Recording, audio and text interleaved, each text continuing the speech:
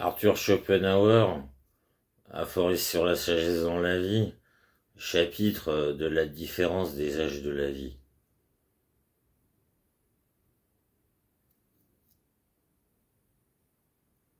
Voltaire a dit admirablement: qui n'a pas l'esprit de son âge a tout le malheur.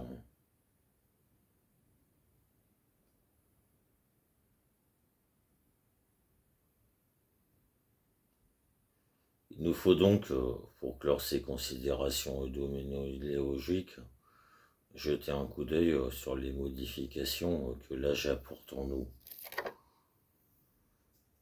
Dans tout le cours de notre vie, nous ne possédons que le présent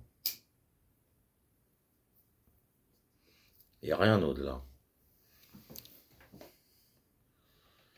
La seule différence, c'est en premier lieu qu'au commencement, nous voyons un long avenir devant nous et vers la fin, un long passé derrière nous. En second lieu, que notre tempérament, mais jamais notre caractère, parcourt une série de modifications connues qui donnent chacune une teinte différente au présent.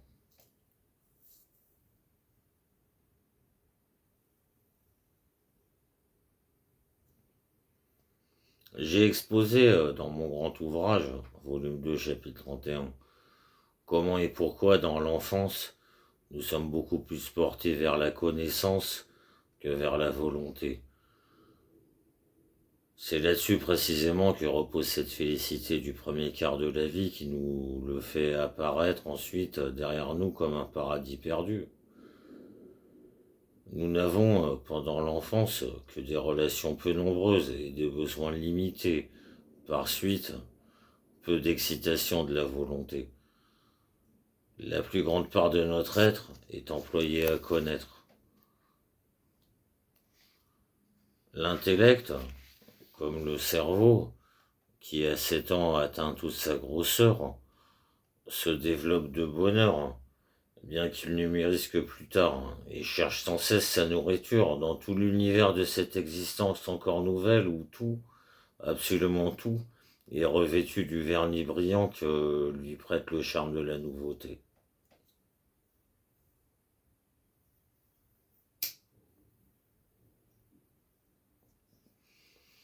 De là vient que nos années d'enfance sont une poésie ininterrompue,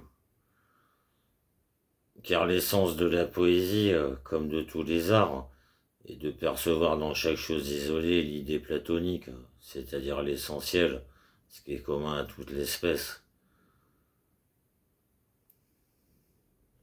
Chaque objet nous apparaît ainsi comme représentant tout son genre, et un cas en vaut 1000. Quoiqu'il semble que dans les scènes de notre jeune âge, nous ne soyons occupés que de l'objet ou de l'événement individuel du moment, et encore seulement dans la mesure où notre volonté du moment y est intéressée. Au fond, cependant, il n'en est pas ainsi. En effet, la vie, avec toute son importance, s'offre à nous si neuve encore, si fraîche, avec des impressions si peu émoussées par leur retour fréquent, que, avec toutes nos activités enfantines, avec toutes nos, pardon, qu'avec toutes nos activités enfantines, nous nous occupons, toujours secrètement et sans intention distincte, à saisir dans les scènes secrètement et sans intention distincte, à saisir dans les scènes et les événements isolés l'essence même de la vie, les types fondamentaux de ces formes et de ces images.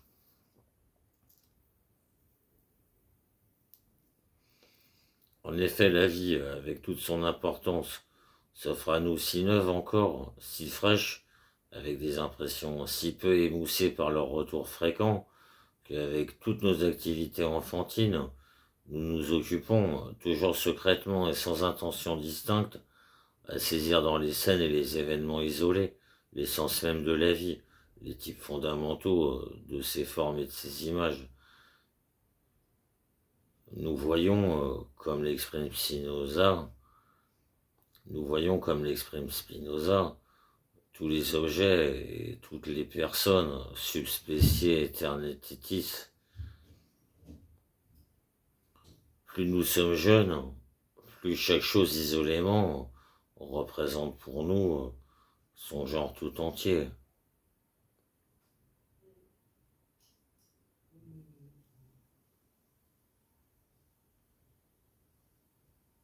Cet effet va diminuant graduellement d'année en année. Et c'est là ce qui détermine la différence si considérable d'impression que produisent sur nous les objets dans la jeunesse ou dans l'âge avancé. Les expériences et les connaissances acquises pendant l'enfance et la première jeunesse deviennent ensuite les types constants et les rubriques de toutes les expériences et connaissances ultérieures, pour ainsi dire, les catégories dans lesquelles nous rangeons, sans en avoir toujours la conscience exacte, tout ce que nous rencontrons plus tard.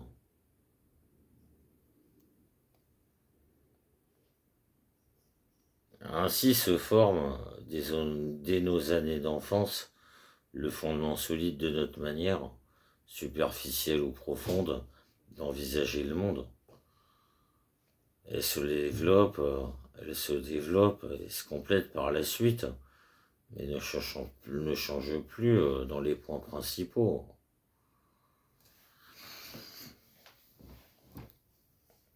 C'est donc en vertu de cette manière de voir, purement objective, par conséquent poétique, essentielle à l'enfance, où elle est soutenue par le fait que la volonté est encore bien loin de se manifester avec toute son énergie, que l'enfant s'occupe beaucoup plus à connaître qu'à vouloir.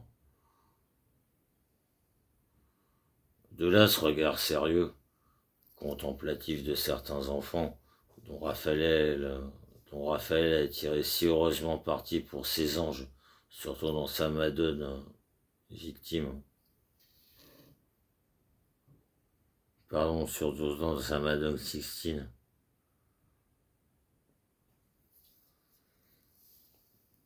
C'est pourquoi également les années d'enfance sont si heureuses que leur souvenir est toujours mêlé d'un douloureux regret. Pendant que d'une part nous consacrons ainsi avec tout notre sérieux à la connaissance intuitive des choses, d'autre part, l'éducation s'occupe à nous procurer des concepts.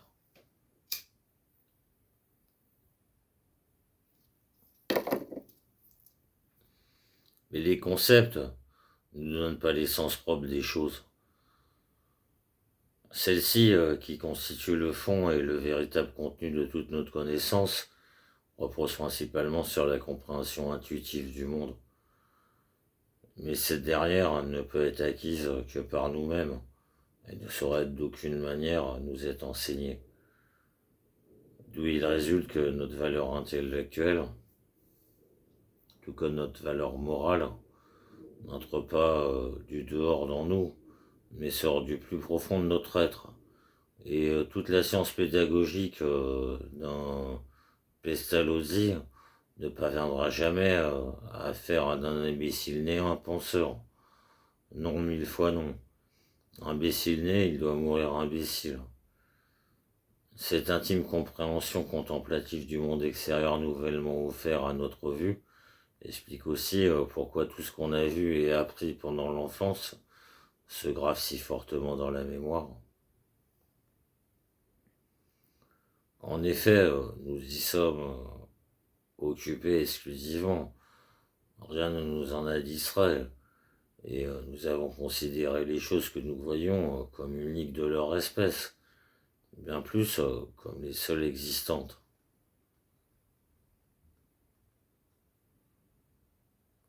Plus tard, le nombre considérable des choses alors connues nous enlève le courage et la patience.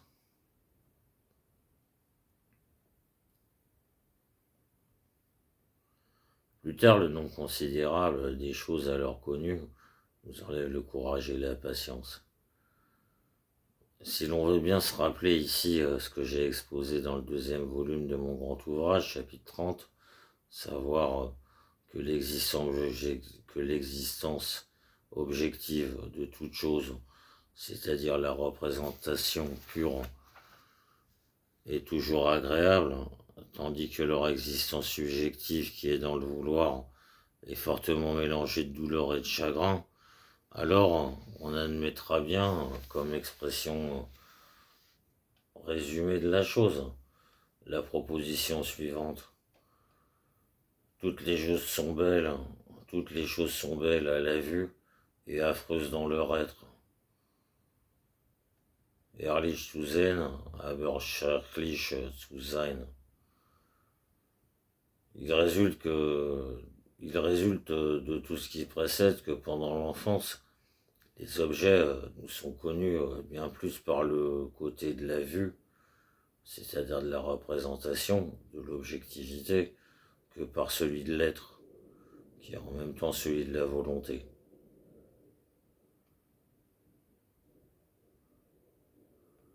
Comme le premier est le côté réjouissant des choses, et que leur côté subjectif et effrayant nous est encore inconnu, le jeune intellect prend toutes les images que la réalité et l'art lui présentent pour autant d'être heureux. Il s'imagine qu'autant elles sont belles à voir, autant et plus belles elles le sont à être. Il s'imagine qu'autant elles sont belles à voir, autant et plus elles le sont à être. Aussi la vie lui apparaît comme un Éden. C'est là cette Arcadie où nous sommes nés. Il en résulte un peu plus tard la soif de la vie réelle, le besoin pressant d'agir et de souffrir, nous poussant irrésistiblement dans le tumulte du monde. Ici, nous apprenons à connaître l'autre face des choses, celle de l'être, c'est-à-dire de la volonté que nous croisons à chaque pas. Alors s'approche peu à peu la grande désillusion. Quand elle est arrivée, alors s'approche un peu à peu la grande désillusion. Quand elle est arrivée, on dit l'âge des illusions est passé. Et pourtant, elle avance toujours davantage et devient de plus en plus complète. Ainsi, nous pouvons dire que pendant l'enfance, la vie se présente comme un décor de théâtre vu de loin, pendant la vieillesse, comme le même vu de près.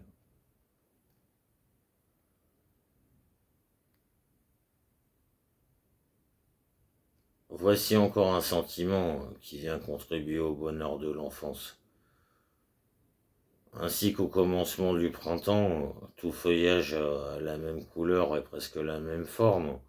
Ainsi, dans la première enfance, nous nous ressemblons tous et nous nous accordons parfaitement. Mais avec la puberté commence la divergence qui va toujours augmentant, comme celle des rayons d'un cercle.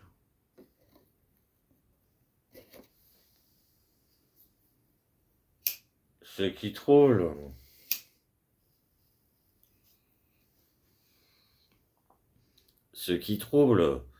ce qui rend malheureusement les années de jeunesse, le reste de cette première moitié de la vie si préférable à la seconde.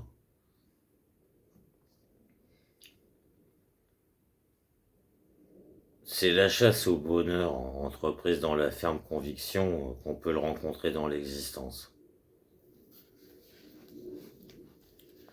C'est là la source de l'espérance toujours déçue, qui engendre à son tour le mécontentement.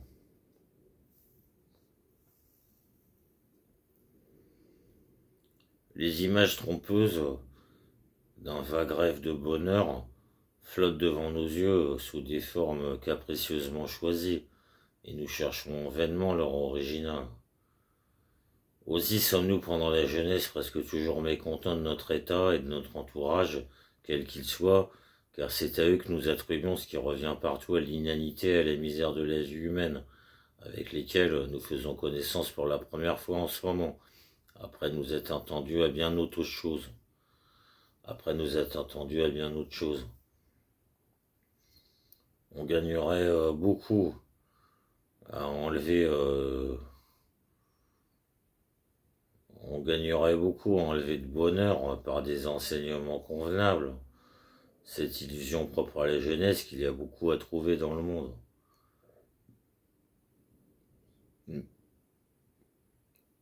Mais au contraire, la vie se fait le plus souvent connaître à nous par la poésie, avant de se révéler par la réalité.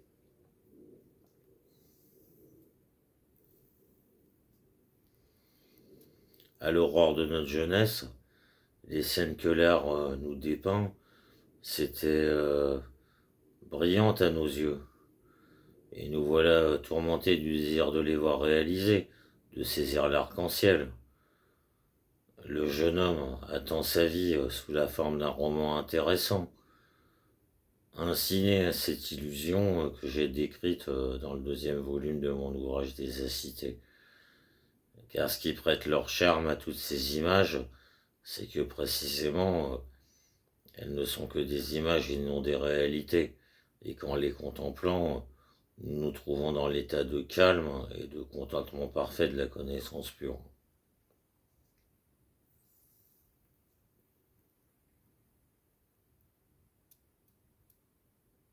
Se réaliser signifie être rempli par le vouloir, et celui-ci amène infailliblement des douleurs. Ici encore, je dois renvoyer le lecteur que le sujet intéresse au deuxième volume de mon livre. Si donc le caractère de la première moitié de la vie est une aspiration inassouvie au bonheur, celui de la seconde moitié est l'appréhension du malheur. Car à ce moment, on a reconnu plus ou moins nettement que tout bonheur est chimérique, toute souffrance au contraire réelle. Alors les hommes, ceux-là du moins dont le jugement est sensé, au lieu d'aspirer aux jouissances, ne cherchent plus qu'une condition affranchie de douleur et de trouble. Lorsque, dans mes années de jeunesse, j'entendais sonner à ma porte, j'étais tout joyeux car je me disais enfin. Plus tard, dans la même situation, mon impression était plutôt voisine de la frayeur. Je pensais, hélas déjà, les êtres distingués et bien doués, ceux qui par là même n'appartiennent pas vraiment au reste des hommes et se trouvent plus ou moins isolés aux proportions de leur mérite, éprouvent aussi à l'égard de la société humaine ces deux sentiments opposés. Dans leur jeunesse, c'est fréquemment celui d'être délaissé, dans l'âge mûr, celui d'en être délivré. Le premier, qui est pénible, provient de leur ignorance. Le second, agréable, de leur connaissance du monde.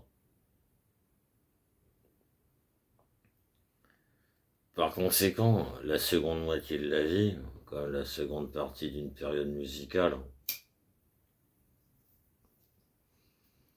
a moins de fougue et plus d'apaisement que la première. Cela vient de ce que la jeunesse s'imagine moins. Cela vient de ce que la jeunesse s'imagine. Cela vient de ce que la jeunesse s'imagine monts et merveilles au sujet du bonheur et des jouissances que l'on peut rencontrer sur Terre. La seule difficulté consistant à les atteindre, tandis que la vieillesse sait qu'il n'y a rien et à y trouver. Tandis que la vieillesse sait qu'il n'y a rien à y trouver. parfaitement apaisée à cet égard. Elle goûte tout présent supportable et prend plaisir même aux petites choses.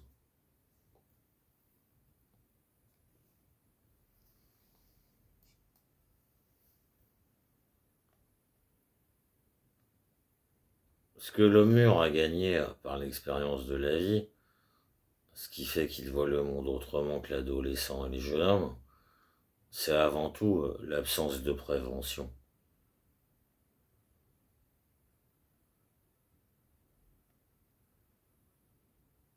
Lui, le premier, commence à voir les choses simplement et à les prendre pour ce qu'elles sont. Tandis qu'aux yeux du jeune homme et de l'adolescent, une illusion composée de rêveries créées par lui-même, de préjugés transmis et de fantaisies étranges, voilait ou déformait le monde véritable. La première tâche que l'expérience trouve à accomplir est de nous délivrer des chimères et des notions fausses accumulées pendant la jeunesse. En garantir les jeunes gens sera certainement la meilleure éducation à leur donner, bien qu'elle soit simplement négative. Mais c'est là une bien difficile à faire. Il faudrait dans ce but commencer par maintenir l'horizon de l'enfant aussi étroit que possible, ne lui procurer dans ses limites que des notions claires et justes, et ne l'élargir que graduellement, après qu'il aurait la connaissance bien exacte de tout ce qui est situé, et ayant toujours soin qu'il n'y reste rien d'obscur, rien qu'il n'aurait compris qu'à demi ou de travers. Il en résulterait que ces notions sur les choses et sur les relations humaines, bien que restreintes encore et très simples, il en résulterait que ces notions sur les choses et sur les relations humaines, bien que restreintes encore et très simples, seraient néanmoins distinctes et vraies, de manière à n'avoir plus besoin que d'extension et non de redressement. On continuera ainsi jusqu'à ce que l'enfant fût devenu jeune homme. Cette méthode exige surtout qu'on ne permette pas la lecture des romans. On les remplacera par des biographies convenablement choisies, comme par exemple celle de Franklin ou l'histoire d'Antoine Reiser par Maurice et autres semblables. Tant que nous sommes jeunes, nous nous imaginons que les événements et les personnages importants et riches de conséquences pour notre vie feront leur apparition dans notre existence avec tambour et trompette. Dans l'âge mûr, un regard rétrospectif nous montre qu'ils s'y sont tous glissés sans bruit par la porte dérobée et presque inaperçue. On peut aussi, au point de vue qui nous occupe, comparer la vie à une étoffe brodée dont chacun ne verrait dans la première moitié de son existence que l'endroit et dans la seconde que l'envers. Ce dernier côté est moins beau, mais plus instructif, car il permet de reconnaître l'enchaînement des fils. La supériorité intellectuelle, même la plus grande, ne fera valoir pleinement son autorité dans la conversation qu'après la 40e année. Car la supériorité intellectuelle, et même la plus grande, ne fera valoir pleinement son autorité dans la conversation qu'après la 40e année. Car la maturité propre à l'âge et les frais de l'expérience peuvent bien être surpassés de beaucoup, mais jamais remplacés par l'intelligence. Ouais, donc on se redit, la supériorité intellectuelle, même la plus grande, ne fera valoir pleinement son autorité dans la conversation qu'après la 40e année. Car la maturité propre à l'âge et les frais de l'expérience peuvent bien être surpassés de beaucoup, mais jamais remplacés par l'intelligence.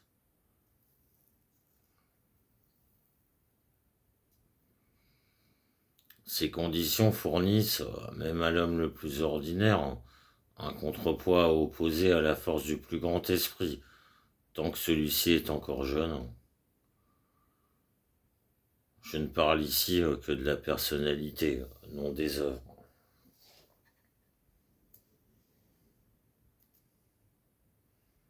Aucun homme quelque peu supérieur, aucun de ceux qui n'appartiennent pas à cette majorité des 5/6 des humains si strictement dotés par la nature, ne pourra s'affranchir d'une certaine teinte de misanthropie quand il a dépassé la quarantaine, car ainsi qu'il était naturel, il avait jugé les autres d'après lui et a été peu à peu tiré d'erreur.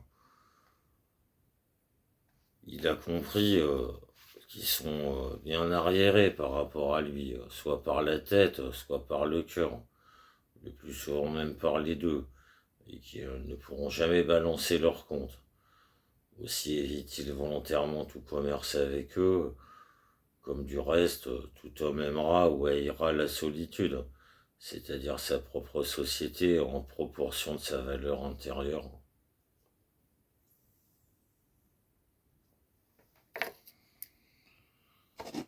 Kant traite aussi de ce genre de misanthropie dans sa critique de la faculté de juger. Vers la fin de la note générale, au paragraphe 29 de la première partie.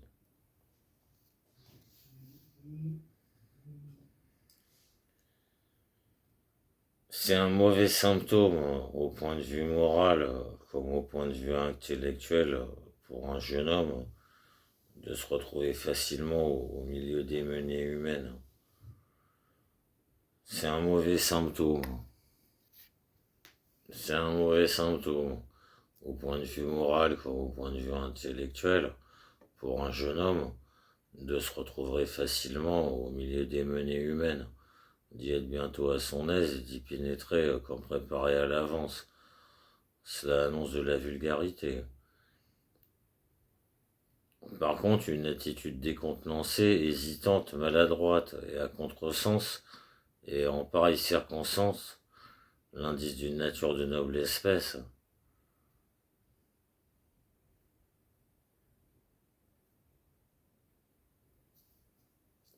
La sérénité et le courage que l'on apporte à vivre pendant la jeunesse tiennent aussi en partie à ce que, gravissant la colline, nous ne voyons pas la mort située au pied de l'autre versant. Le sommet une fois franchi, nous voyons de nos yeux la mort, que nous ne connaissions jusque-là que par ouï-dire. Et comme à ce moment les forces vitales commencent à baisser, notre courage faiblit en même temps. Une gravité morne chasse alors la pétulance juvénile et s'imprime sur nos traits. Tant que nous sommes jeunes, nous croyons la vie sans fin, quoi qu'on nous puisse dire, et nous usons du temps à l'avenant. Plus nous vieillissons, plus nous devenons économes. Car dans l'âge avancé, chaque jour de la vie qui s'écoule produit en nous le sentiment qui éprouve un condamné à chaque pas qu'il rapproche de l'échafaud.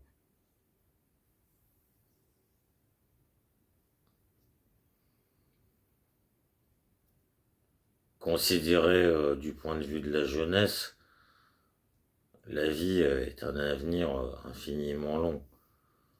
De celui de la vieillesse, un passé très court, tellement qu'au début, elle s'offre à nos yeux comme des objets vus par le petit bout de la lunette, et à la fin, comme vus par le gros bout. Il faut avoir vieilli. Il faut avoir vieilli, c'est-à-dire avoir vécu longuement, pour reconnaître combien la vie est courte. Plus on avance en âge, plus les choses humaines, toutes tant qu'elles sont, nous paraissent minimes. La vie qui pendant la jeunesse était là, devant nous, ferme et comme immobile, nous semble maintenant une suite rapide d'apparitions éphémères, et le néant de tout ici-bas apparaît. Le temps lui-même, pendant la jeunesse, marche d'un pas plus lent. Aussi le premier quart de notre vie est non seulement le plus heureux, aussi le premier quart de notre vie est non seulement le plus heureux, mais aussi le plus long. Il laisse donc beaucoup plus de souvenirs. Et chaque homme pourrait, à l'occasion, raconter de ce premier quart plus d'événements que des deux suivants. Au printemps de la vie, comme au printemps de l'année,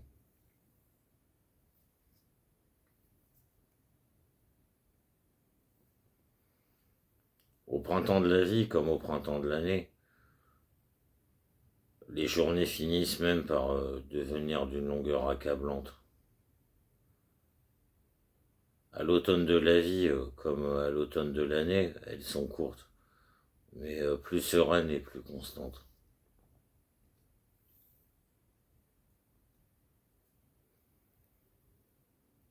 Pourquoi dans la vieillesse, la vie qu'on a derrière soi paraît-elle si brève? C'est parce que nous la tenons pour aussi courte que le souvenir que nous en avons. En effet, tout ce qu'il y a eu d'insignifiant et une grande partie de ce qu'il y a eu de pénible ont échappé à notre mémoire. Il est donc resté bien peu de choses. Car de même que notre intellect en général est très imparfait, de même notre mémoire l'est aussi. Il faut que nous exercions nos connaissances et que nous repassions notre passé, sans quoi les deux disparaissent dans l'abîme de l'oubli. Mais nous ne revenons, mais nous ne revenons pas volontiers par la pensée sur les choses insignifiantes, d'ordinaire sur les choses désagréables, ce qui serait pourtant indispensable pour les garder dans la mémoire. Or, les choses insignifiantes deviennent toujours plus nombreuses, car bien des faits qui au premier abord nous semblent importants perdent tout intérêt à mesure qu'ils se répètent. Les retours au commencement ne sont que fréquents, mais par la suite ils deviennent innombrables. Aussi nous rappelons-nous mieux nos jeunes années que celles qui ont suivi.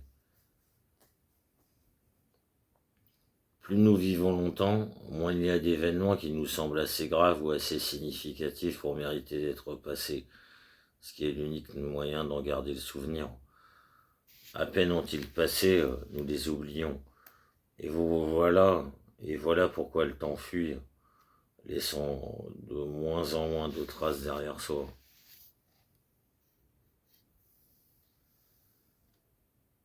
Mais nous ne revenons pas volontiers non plus sur les choses désagréables, alors surtout qu'elles baissent notre vanité.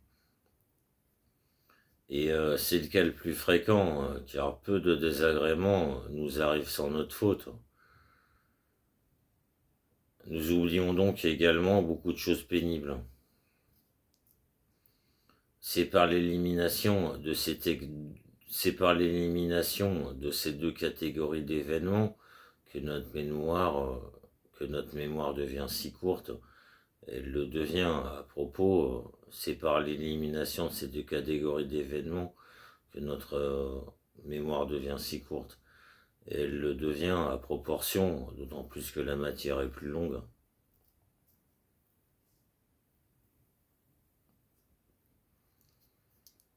De même que les objets situés sur le rivage deviennent de plus en plus petits, vagues et indistincts à mesure que notre barque s'en éloigne, ainsi s'effacent les années écoulées avec nos aventures et nos actions. Il arrive aussi que la mémoire et l'imagination nous retracent une scène de notre vie, dès longtemps disparue, avec tant de vivacité qu'elle nous semble dater de la veille et nous apparaît tout proche de nous. Cet effet résulte de ce qu'il nous est impossible de nous représenter avec la même intensité le long espace de temps qui s'est écoulé entre alors et à présent, et que nous ne pouvons pas l'embrasser du regard en un seul tableau. De plus, les événements accomplis dans cet intervalle sont oubliés en grande partie, et il ne nous en reste plus qu'une connaissance générale, in abstracto, une simple idée et non une image. Alors ce passé lointain et isolé se présente si rapproché qu'il semble que c'était hier. Le temps intermédiaire a disparu et notre vie entière nous paraît d'une brièveté incompréhensible. Parfois même, dans la vieillesse, ce long passé que nous avons derrière nous et par suite notre âge même peut à un certain moment nous sembler presque fabuleux, ce qui résulte principalement de ce que nous voyons toujours devant nous, le même présent immobile. En définitive, tous ces phénomènes intérieurs sont fondés sur ce que ce n'est pas notre être par lui-même, mais seulement son image visible, qui existe sous la forme du temps. Et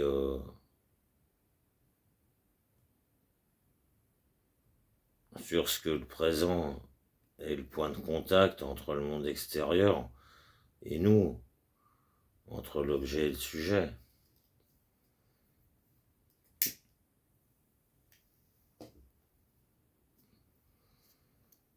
On peut encore se demander pourquoi, dans la jeunesse, la vie paraît s'étendre devant nous à perte de vue. C'est d'abord parce qu'il nous faut la place pour y loger les espérances illimitées dont nous la peuplons et pour la réalisation desquelles Mathusalem serait mort trop jeune. Ensuite, parce que nous prenons pour échelle de sa mesure le petit nombre d'années que nous avons déjà derrière nous, mais leur survenir est riche en matériaux et long. Par conséquent, car la nouveauté a donné de l'importance à tous les événements. Aussi, nous y revenons volontiers par la pensée. Nous les évoquons souvent dans notre mémoire et finissons par les y fixer. Il nous semble parfois que nous désirons ardemment nous retrouver dans tel lieu éloigné, tandis que nous regrettons en réalité que le temps que nous y avons passé quand nous étions plus jeunes est plus frais. Il nous semble parfois que nous désirons ardemment nous retrouver dans tel lieu éloigné, tandis que nous regrettons en réalité que le temps que nous y avons passé quand nous étions plus jeunes est plus frais. Et voilà comment le temps nous abuse sous le masque de l'espace. Allons à l'endroit tant désiré et nous nous rendrons compte de l'illusion. Allons à l'endroit tant désiré et nous nous rendrons compte de l'illusion.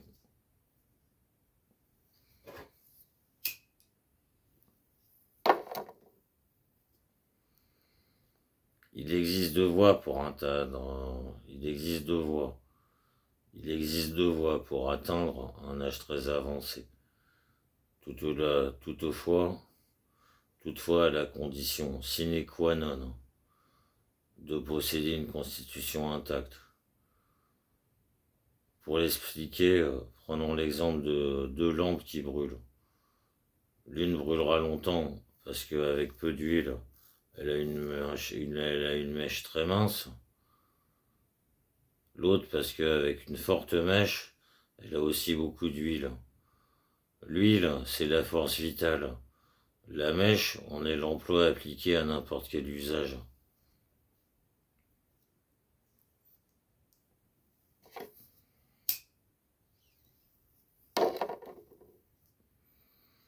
Sous le rapport de la force vitale, nous pouvons nous comparer, jusqu'à notre 36e année, à ceux qui vivent des intérêts d'un capital. Ce qu'on dépense aujourd'hui se trouve remplacé demain. À partir de là, nous sommes semblables à un rentier qui commence à entamer son capital. Au début, la chose n'est pas sensible. La plus grande partie de la dépense se remplace encore d'elle-même. Et le minime déficit qui en résulte passe inaperçu. Peu à peu, il grossit, il devient apparent. Et son accroissement lui-même s'accroît chaque jour. Il nous envahit toujours davantage. Chaque aujourd'hui est plus pauvre que chaque hier. et nul espoir d'arrêt. Comme la chute des corps, la perte s'accélère rapidement jusqu'à la disparition totale. Le cas le plus triste est celui où tous deux, force vitale et fortune, ceci non plus comme terme de comparaison, mais en réalité, sont en voie de fondre simultanément. Aussi l'amour de la richesse augmente avec l'âge. En revanche, dans nos premières années, jusqu'à notre majorité et un peu au-delà, nous sommes sur le rapport de la force vitale, semblable à ceux qui, sur des intérêts, ajoutent encore quelque chose au capital.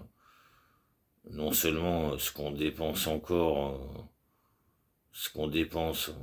non seulement ce qu'on dépense renouvelle tout seul, mais le capital lui-même s'augmente. Cela arrive aussi parfois pour l'argent, grâce aux soins prévoyants d'un tuteur honnête homme, ô jeunesse fortunée, ô triste vieillesse. Il faut malgré tout cela ménager les forces de la jeunesse. Aristote observe, politique, livre dernier, chapitre 5, que parmi les vainqueurs aux Jeux Olympiques, il ne s'en est trouvé que 2 ou 3 qui vainqueur une première fois comme jeunes gens et triomphaient encore comme homme fait. Parce que les efforts prématurés qu'exigent des exercices préparatoires épuisent tellement les forces qu'elles font défaut plus tard dans l'âge viril. Ce qui est vrai de la force musculaire l'est encore davantage de la force nerveuse, dont les productions intellectuelles ne sont toutes que les manifestations. Voilà pourquoi les ingénieurs précocia, les enfants prodiges, ces fruits d'une éducation en serre chaude, qui étonnent dans leur bas âge, deviennent plus tard des têtes parfaitement ordinaires. Il est même fort possible qu'un excès d'application précoce et forcée à l'étude des langues anciennes soit la cause qui a fait tomber plus tard tant de savants dans un état de paralysie et d'enfance intellectuelle.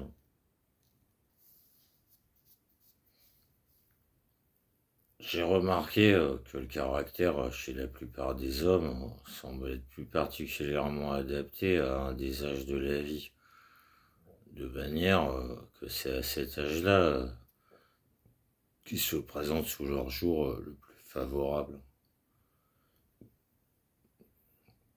Les uns sont d'aimables jeunes gens, et puis c'est fini.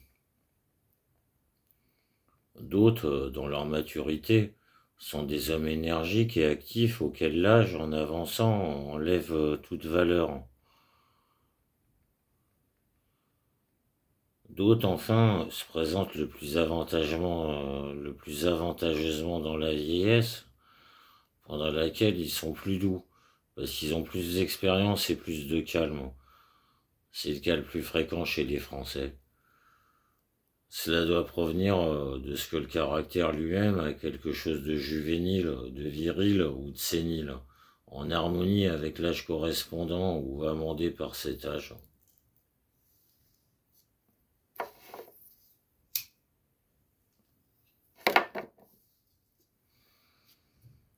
De même que sur un navire, nous nous rendons compte de sa marche que parce que nous voyons les objets situés sur la rive s'éloigner à l'arrière et par suite devenir plus petits. De même, nous nous apercevons que nous devenons vieux et toujours plus vieux. Qu'est-ce que des gens d'un âge toujours plus avancé nous semblent jeunes?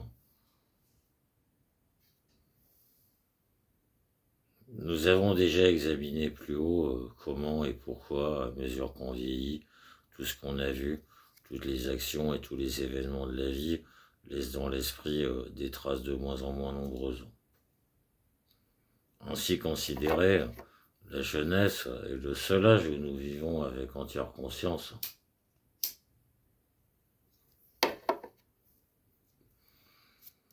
La vieillesse n'a qu'une demi-conscience de la vie. Avec les progrès de l'âge, cette conscience diminue graduellement. Les objets passent rapidement devant nous sans faire d'impression, semblable à ces œuvres d'art qui nous frappent plus quand nous les avons souvent vues. On fait la besogne que l'on a à faire et on ne sait même plus ensuite si on l'a faite. Pendant que la vie devient de plus en plus inconsciente, pendant qu'elle marche à grands pas vers l'inconscience complète, par là même, la fuite du temps s'accélère. Durant l'enfance, la nouveauté des choses et des événements fait que tout s'imprime dans notre conscience. Aussi les jours sont-ils d'une longueur à perte de vue. Il nous en arrive de même, et pour la même cause, en voyage, où un mois nous paraît plus long que 4 à la maison. Malgré cette nouveauté, le temps, qui nous semble plus long, nous devient, dans l'enfance comme en voyage, en réalité souvent plus long que dans la vieillesse ou à la maison.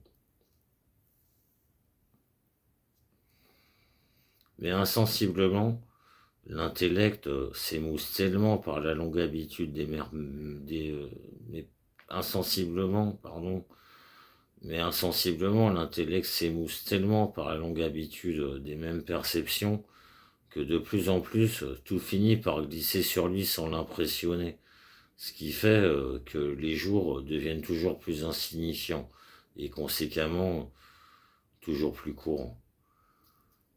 Les heures de l'enfant sont plus longues que les journées du vieillard. Nous voyons donc que le temps de la vie a un mouvement accéléré, comme celui d'une sphère roulant sur un plan incliné. Et de même que sur un disque tournant, chaque point court d'autant plus vite qu'il est plus éloigné du centre. Et de même que sur un disque tournant, chaque point court d'autant plus vite qu'il est plus éloigné du centre. De même, pour chacun et proportionnellement à sa distance du commencement de sa vie, le temps s'écoule plus vite et toujours plus vite. On peut donc admettre que la longueur de l'année, telle que l'évalue notre disposition du moment, est en rapport inverse du quotient de l'année divisé par l'âge. Quand par exemple l'année est le 5e de l'âge, elle paraît 10 fois plus longue que lorsqu'elle en est le 50e. Cette différence dans la rapidité du temps a l'influence la plus décisive sur toute notre manière d'être à chaque âge de la vie. Elle fait d'abord que l'enfance, quoique n'embrassant que 15 ans à peine, est pourtant la période la plus longue de l'existence, et par conséquent aussi la plus riche en souvenirs. Ensuite, elle fait que dans tout le cours de la vie, nous sommes soumis constamment, nous sommes soumis à l'ennui dans le rapport inverse de notre âge. Les enfants ont constamment besoin de passer le temps, que ce soit par les jeux ou par le travail. Si le passe-temps s'arrête, ils sont aussitôt pris d'un formidable ennui. Les adolescents, ils sont encore fortement exposés et redoutent beaucoup les heures inoccupées. Dans l'âge viril, l'ennui disparaît de plus en plus. Et pour les vieillards, le temps est toujours trop court et les jours volent avec la rapidité de la flèche. Bien entendu, je parle d'hommes et non de brutes vieillis.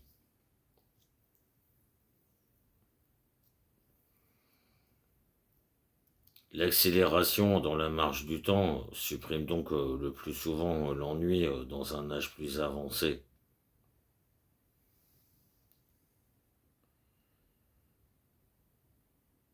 D'autre part, les passions, avec leurs tourments, commencent à se taire. Il en résulte qu'en somme, et pourvu que la santé soit en bon état, le fardeau de la vie est en réalité plus léger que pendant la jeunesse.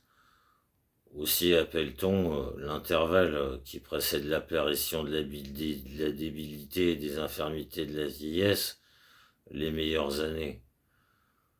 Peut-être le sont-elles en effet au point de vue de notre agrément, Mais en revanche, les années de jeunesse où tout fait impression, où chaque chose entre dans la conscience, conserve l'avantage d'être la saison fertilisante de l'esprit, le printemps qui détermine les bourgeons. Les vérités profondes, en effet, ne s'acquièrent que par l'intuition et non par la spéculation, c'est-à-dire que leur première perception est immédiate et provoquée par l'impression momentanée. Elle ne peut donc se produire que tant que l'impression est forte, vive et profonde. Tout dépend donc, sous ce rapport, de l'emploi des jeunes années. Plus tard, nous pouvons agir davantage sur les autres, même sur le monde entier, car nous sommes nous-mêmes achevés et complets, et nous n'apportons plus à la pression, nous n'apportons non plus à l'impression, mais le monde agit moins sur nous. Ces années sont donc l'époque de l'action et de la production. Les premières sont celles de la compréhension et de la connaissance intuitive. Dans la jeunesse, c'est la contemplation. Dans l'âge mûr, la réflexion qui domine. L'une est le temps de la poésie, l'autre plutôt celui de la philosophie. Dans la pratique également, c'est par la perception et son impression que l'on se détermine pendant la jeunesse. Dans la pratique également, c'est par la perception et son impression que l'on se détermine pendant la jeunesse. Plus tard, c'est par la réflexion. Cela tient en partie à ce que dans l'âge mûr, les images se sont présentées et groupées autour des concepts en nombre suffisant pour leur donner de l'importance, du poids et de la valeur, ainsi que pour modérer en même temps par l'habitude l'impression des perceptions. Par contre, l'impression de tout ce qui est visible, donc du côté extérieur des choses, est tellement prépondérante pendant la jeunesse, surtout dans les têtes vives et riches d'imagination, que les jeunes gens considèrent le monde comme un tableau. Ils se préoccupent principalement de la figure et de l'effet qu'ils y font, bien plus que de la disposition intérieure qui l'éveille en eux. Ça se voit déjà à la vanité de leur personne et à leur coquetterie.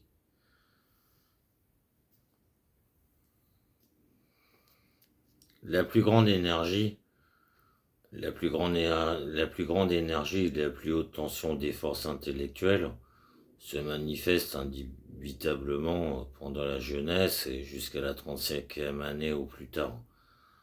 À partir de là, elles décroissent, quoique insensiblement. Néanmoins, l'âge suivant et même la vieillesse ne sont pas sans compensation intellectuelle.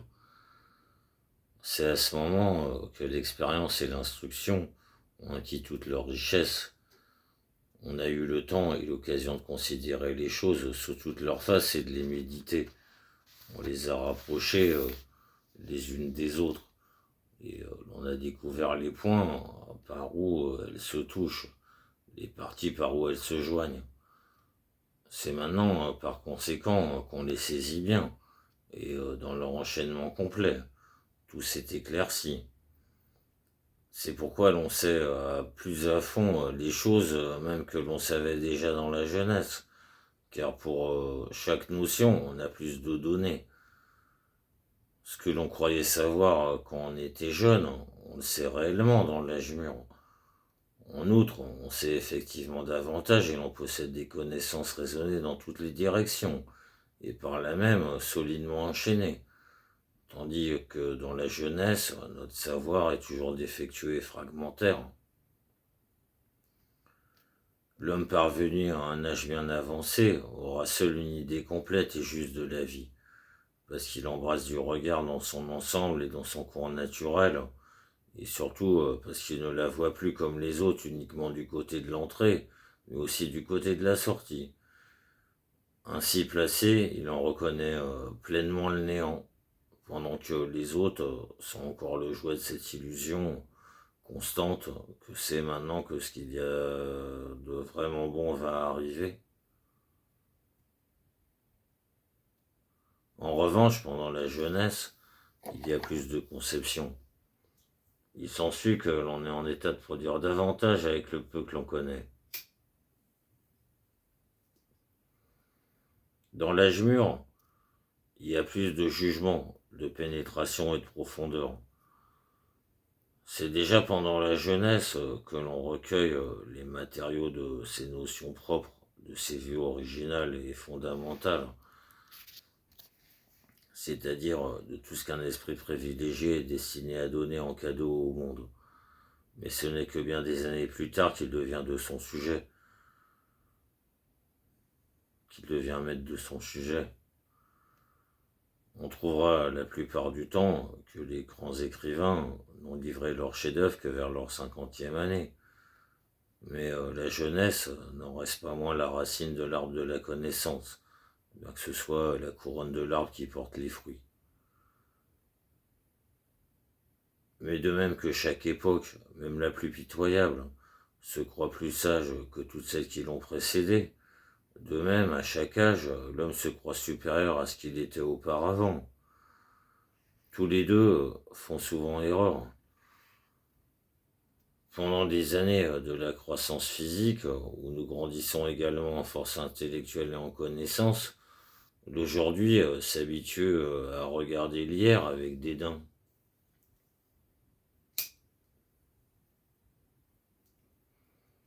Cette habitude s'enracine et persévère même alors que le déclin des forces intellectuelles a commencé et que l'aujourd'hui devrait plutôt regarder l'hier avec considération.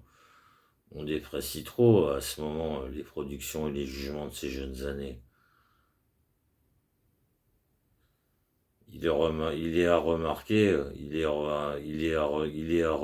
surtout que quoique la tête, l'intellect soit tout aussi inné, quant à ses propriétés fondamentales, que le caractère ou le cœur, néanmoins l'intelligence ne demeure pas aussi invariable que le caractère. Elle est souvent mise à bien des modifications qui en bloc se produisent même régulièrement, car elles proviennent de ce que, d'une part, sa base est physique et d'autre part, sa matière empirique. Cela étant, sa force propre a une croissance continue jusqu'à son point culminant. Et ensuite, sa décroissance continue jusqu'à l'imbécilité. Mais d'autre part, la matière aussi sur laquelle s'exerce toute cette force et qui l'entretient en activité, c'est-à-dire le contenu des pensées et du savoir, l'expérience, les connaissances, l'exercice du jugement et sa perfection qui en résulte, toute cette matière est une quantité qui croît constamment jusqu'au moment où, la faiblesse définitive survenant, l'intellect laisse tout échapper. Cette condition de l'homme d'être composé d'une partie absolument invariable, le caractère, et d'une autre, l'intellect, qui varie régulièrement et dans deux directions opposées, explique la diversité de l'aspect sous lequel il se manifeste et de sa valeur aux différents âges de la vie. Dans un sens plus large, on peut dire aussi que les 40 premières années de l'existence fournissent le texte, et les 30 suivantes le commentaire, qui seuls nous ont fait alors bien comprendre le sens vrai et l'enchaînement, la morale à en tirer et toutes les subtilités. Mais particulièrement vers son terme, la vie rappelle la fin d'un bal masqué quand on retire les masques. On voit à ce moment quels étaient réellement ceux avec lesquels on a été en contact pendant la vie. En effet, les caractères se sont montrés au jour, les actions ont porté leurs fruits, les œuvres ont trouvé leur juste application, et toutes les fantasmagories se sont évanouies, car il a fallu le temps pour tout cela. Mais ce qu'il y a de plus étrange, c'est qu'on ne connaît et comprend bien et soi-même et son but et ses aspirations, surtout en ce qui concerne les rapports avec le monde et les hommes, que vers la fin de la vie. Souvent, mais pas toujours, on aura à se classer plus bas que ce qu'on supposait naguère. Mais parfois, on s'accordera une place supérieure. En ce dernier cas, cela provient de ce que l'on n'avait pas une connaissance suffisante de la bassesse du monde et le but de la vie se trouvait ainsi placé trop haut. Nous apprenons accessoirement ce que nous valons.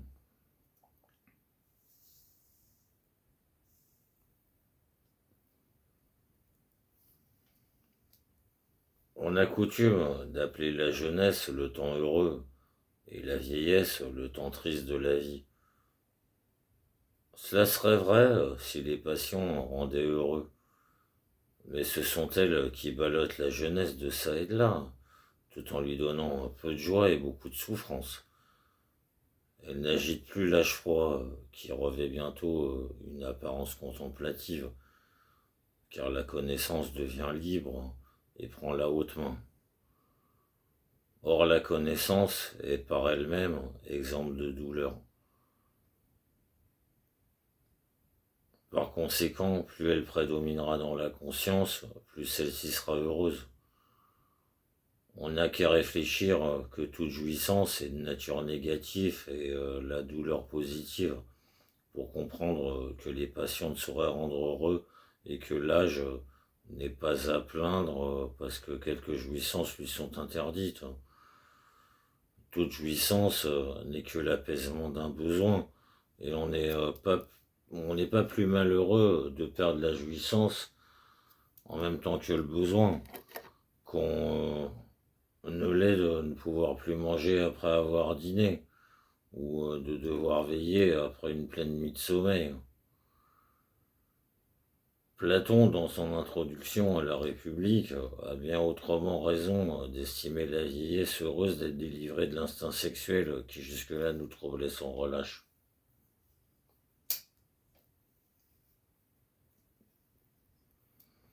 On pourrait presque soutenir que les fantaisies diverses et incessantes qu'engendre l'instinct sexuel, ainsi que les émotions qui en résultent, entretiennent dans l'homme une bénigne et constante démence, aussi longtemps qu'il est sous l'influence de cet instinct ou de ce diable dont il est sans cesse possédé, au point de devenir entièrement raisonnable, qu'après en avoir en été délivré en plus. Toutefois, il est certain que, en général, et abstraction faite de toutes les circonstances et conditions individuelles, un air de mélancolie et de tristesse est propre à la jeunesse, et une certaine sérénité à la vieillesse. Et cela seulement parce que le jeune homme est encore le serviteur et même le corvéable de ce démon qui lui accorde difficilement une heure de liberté, qui est aussi l'auteur, direct ou indirect, de presque toutes les calamités qui frappent ou menacent l'homme. La vieillesse a la sérénité de celui qui, délivré de faire longtemps porter, jouit désormais de la liberté de ses mouvements. D'autre part, cependant, on pourrait dire que le besoin sexuel, une fois éteint, le véritable noyau de la vie est consumé et qu'il ne reste plus que l'enveloppe, ou que la vie ressemble à une comédie dont la représentation, commencée par des hommes vivants, s'achèverait par des automates revêtus des mêmes costumes. Et qu'il ne reste plus que l'enveloppe, ou que la vie ressemble à une comédie dont la représentation, commencée par des hommes vivants, s'achèverait par des automates revêtus des mêmes costumes. Et quoi qu'il en soit, la jeunesse est le moment de l'agitation, la vieillesse celui du repos. Cela suffit pour juger de leurs plaisirs respectifs. L'enfant tend avidement les mains dans l'espace, après tous ces objets si bariolés et si divers qu'il voit devant lui. Tout cela l'excite, car son sensorium est encore si frais et si jeune. Il en est de même, avec plus d'énergie pour le jeune homme, lui aussi excité par le monde aux couleurs voyantes et aux figures multiples, et son imagination lui attachent aussitôt plus de valeur que le monde n'en peut offrir. Aussi la jeunesse est-elle pleine d'exigences et d'aspirations dans le vague, qui lui enlève ce repos sans lequel il n'est pas de bonheur. Avec l'âge, tout cela se calme. Soit parce que le sang s'est refroidi et que l'excitabilité de sensorium a diminué, soit parce que l'expérience, en nous édifiant sur la valeur des choses et sur le contenu des jouissances, nous a affranchis peu à peu des illusions, des chimères et des préjugés qui voilaient et déformaient jusque-là l'aspect libre et net des choses, de façon que nous les connaissons maintenant toutes plus justement et plus clairement. Nous les pensons pour ce qu'elles sont, et nous acquérons plus ou moins la conviction du néant de tout sur Terre.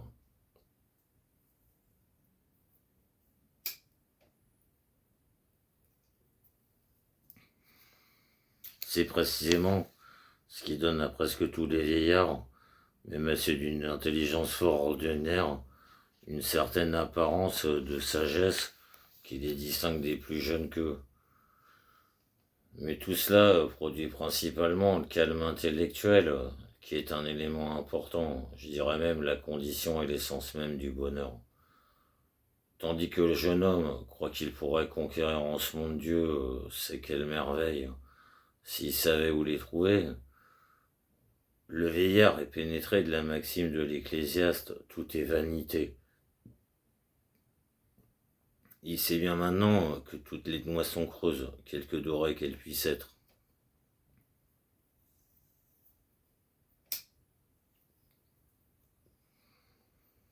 Ce n'est que dans un âge avancé que l'homme arrive entièrement au nil admiri d'Horace, c'est-à-dire à la conviction directe, sincère et ferme de la vanité de toute chose et de l'inanité de toute pompe en ce monde. Plus de chimère. Il ne se berce plus de l'illusion qu'il réside quelque part, palais ou chaumière, château en Espagne, une félicité spéciale, plus grande que celle dont il jouait pour l'essentiel lui-même partout, toutes les fois qu'il est libre de toute douleur physique ou morale. Et il n'y a plus de distinction à ses yeux entre le grand et le petit, entre le noble et le vil, mesuré à l'échelle d'ici-bas.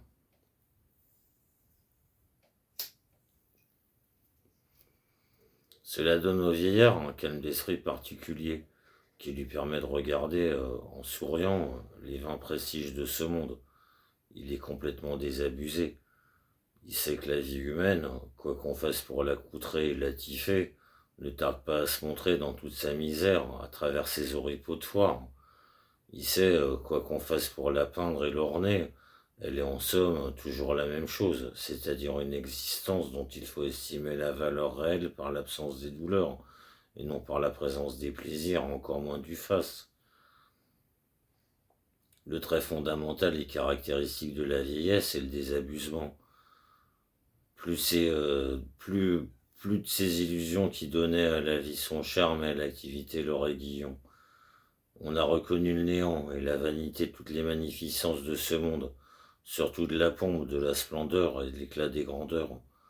On a éprouvé l'infimité de l'infirmité de ce qu'il y a au fond de presque toute chose que l'on désire et de ces jouissances auxquelles on aspire.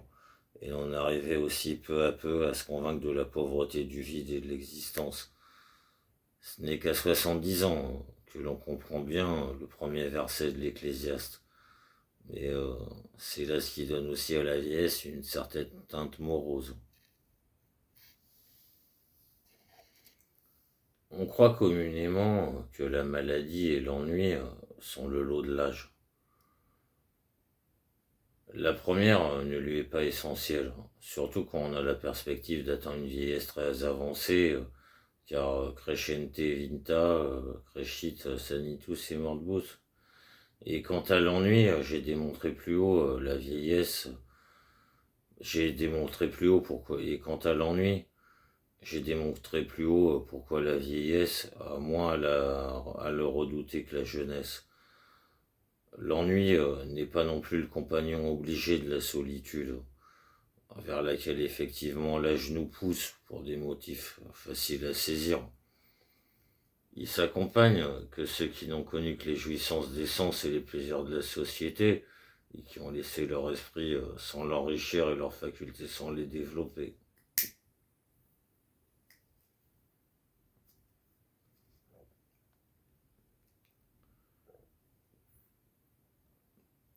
Il est vrai que dans un âge avancé, les forces intellectuelles déclinent aussi. Mais là où il y en a eu beaucoup, il en restera toujours assez pour combattre l'ennui. En outre, ainsi que nous l'avons montré, la raison gagne en vigueur par l'expérience, les connaissances, l'expérience et la réflexion. Le jugement devient plus pénétrant et l'enchaînement des idées devient plus clair. On acquiert de plus en plus, en toute matière, des vues d'ensemble sur les choses. La combinaison toujours renouvelée des connaissances que l'on possède déjà, les acquisitions nouvelles qui viennent à l'occasion s'y ajouter, favorisent dans toutes les directions les progrès continus de nos développements intellectuels, dans lequel l'esprit trouve à la fois son occupation, son apaisement et sa récompense. Tout cela compense jusqu'à un certain point l'affaiblissement intellectuel dont nous parlions. Nous savons de plus que dans la vieillesse, le temps court plus rapidement. Il neutralise ainsi l'ennui. Quant à l'affaiblissement des forces physiques, il n'est pas très nuisible. Sauf le cas où on a besoin de ces forces pour la profession que l'on exerce. La pauvreté pendant la vieillesse est un grand malheur. Si l'on a conservé sa santé, la vieillesse peut être une partie très supportable de la vie. L'aisance et la sécurité sont ses principaux besoins. C'est pourquoi l'on aime aussi l'argent plus que jamais, car il supplée les forces qui manquent. Abandonné de Vénus, on cherchera volontiers à s'égayer chez Bacchus. Le besoin de voir, de voyager, d'apprendre est remplacé par celui d'enseigner et de parler. C'est un bonheur pour le vieillard d'avoir conservé l'amour de l'étude ou de la musique ou du théâtre et en général la faculté d'être impressionné jusqu'à un certain degré par les choses extérieures. Cela arrive que pour quelques-uns jusque dans l'âge le plus avancé. Cela arrive pour quelques-uns jusque dans l'âge le plus avancé. Ce que l'homme a par soi-même ne lui profite jamais mieux que dans la vieillesse.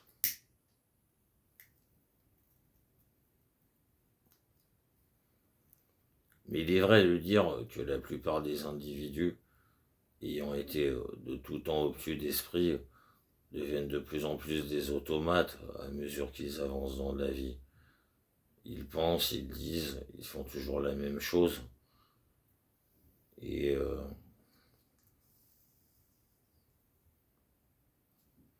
aucune impression extérieure ne peut changer le cours de leurs idées ou leur faire produire quelque chose de nouveau. Parler à de semblables vieillards, c'est écrire sur le sable. L'impression s'efface presque instantanément. Une vieillesse de cette nature n'est plus alors sans doute que le caput mortuum de la vie. La nature semble avoir voulu symboliser l'avènement de cette seconde enfance par une troisième dentition qui se déclare dans quelques rares cas chez des vieillards.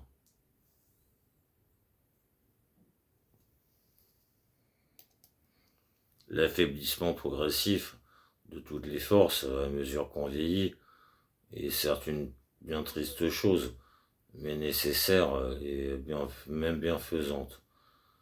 Autrement, la mort, dont le prélude, deviendrait trop pénible. L'affaiblissement progressif de toutes les forces à mesure qu'on vieillit est certes une bien triste chose, mais nécessaire et même bienfaisante. Autrement, la mort, dont il est le prélude, deviendrait trop pénible. Aussi, l'avantage principal que procure un âge très avancé et l'euthanasie, c'est-à-dire la mort éminemment facile, sans maladie qui la précède, sans convulsion qui l'accompagne, une mort où on ne s'en sent pas mourir. J'en ai donné une description dans le deuxième volume de mon ouvrage, au chapitre 41.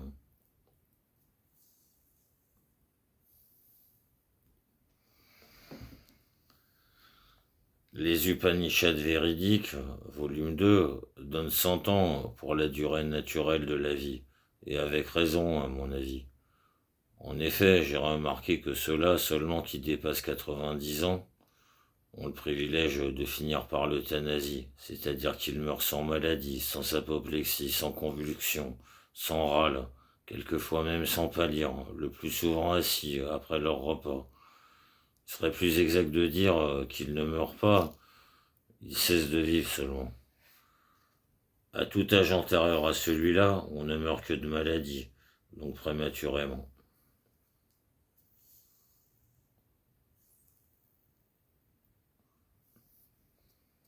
La vie humaine, à proprement parler, ne peut être dite ni longue ni courte, car au fond, elle est l'échelle avec laquelle nous mesurons toutes les autres longueurs de temps.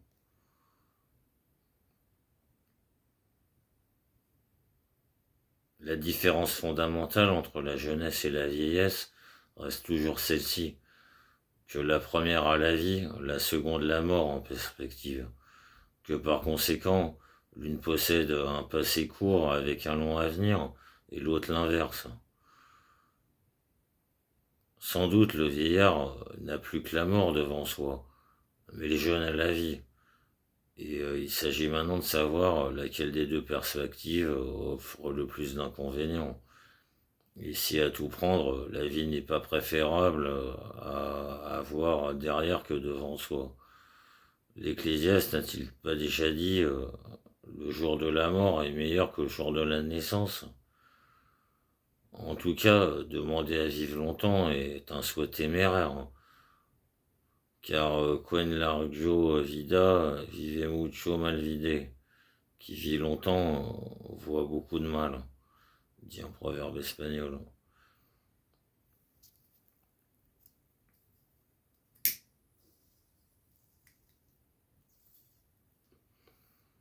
Ce n'est pas, comme le prétendait l'astrologie, les existences individuelles, mais bien la marche de la vie de l'homme en général qui se trouve inscrite dans les planètes.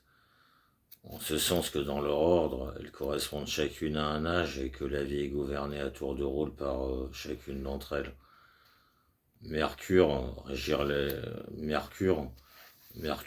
la 10e année.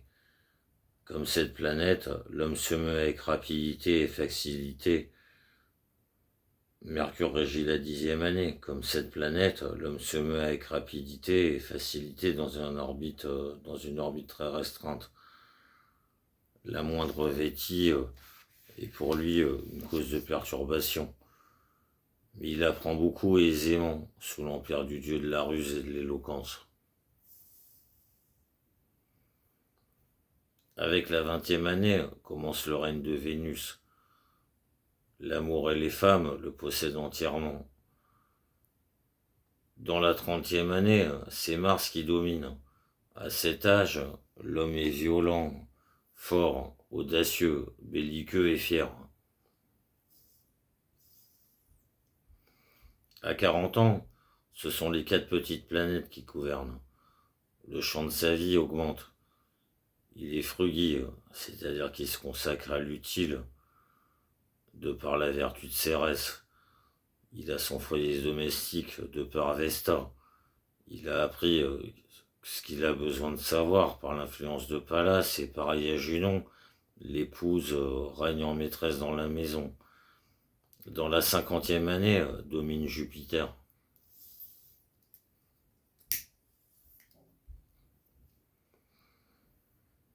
L'homme a déjà survécu à la plupart de ses contemporains. Ils se sont supérieurs à la génération actuelle. Tout en possédant la pleine jouissance de ses forces, il est riche d'expérience et de connaissances. Il a, entre parenthèses, dans la mesure de son individualité et de sa position, de l'autorité sur tous ceux qui l'entourent. Il n'entend plus recevoir d'ordre. Il veut commander à son tour. C'est maintenant que dans sa sphère, il est le plus apte à être guide et dominateur. Ainsi culmine Jupiter et comme lui, l'homme de 50 ans. Mais ensuite, dans la 60e année, arrive Saturne et avec lui la lourdeur, la lenteur et la ténacité du plomb. But all folks, many fain as they were dead. And we die slow, heavy and pale as lead.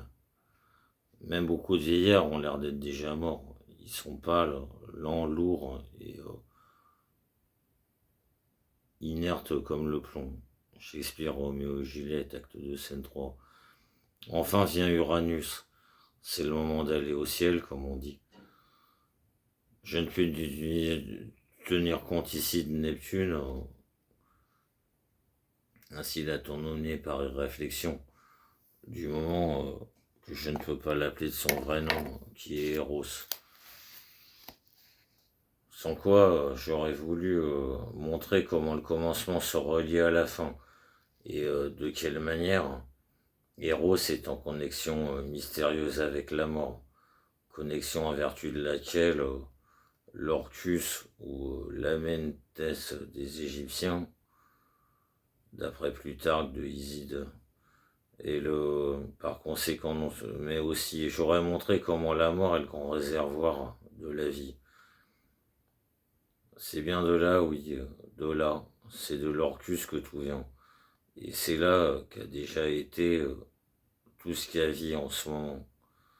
Si seulement nous étions capables de comprendre le tour de passe-passe par lequel se pratique si seulement nous étions capables de comprendre le tour de passe-passe par lequel cela se pratique, alors tout serait clair.